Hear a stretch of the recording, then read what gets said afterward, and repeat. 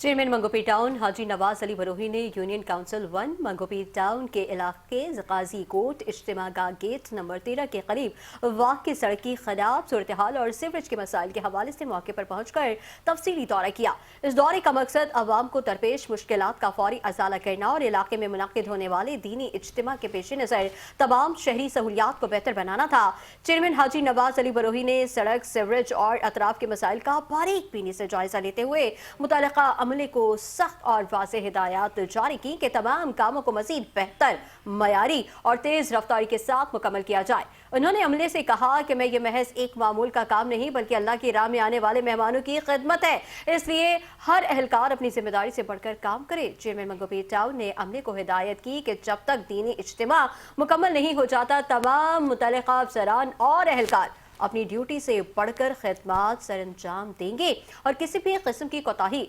बर्दाश्त नहीं की जाएगी। उन्होंने वाज़ेह किया कि सड़क की मरम्मत, सीवरेज लाइन की दुरुस्तगी, स्ट्रीट लाइट्स और सफाई सुथराई के तमाम काम फौरी तौर पर मुकम्मल किए जाएं ताकि इज्तिमा में शिरकत के लिए आने वाले अल्लाह के मेहमानों को किसी भी किस्म की तकलीफ या परेशानी का सामना न करना पड़े। चेयरमैन हाजी नवाज अली बरोही ने इस मौके पर ऐलान किया कि वो खुद दिन रात इस इलाके में मौजूद रहेंगे और तमाम कामों की ज़ाती निगरानी करेंगे ताकि हर काम बर वक्त, दुरुस्त और अवामी ज़रूरत के मुताबिक मुकम्मल हो सके। उन्होंने मकामी अवाम और इज्तिमा के मुंतज़मीन को यकीन दहानी कराई कि तमाम इंतज़ामात कल तक मुकम्मल कर लिए जाएंगे।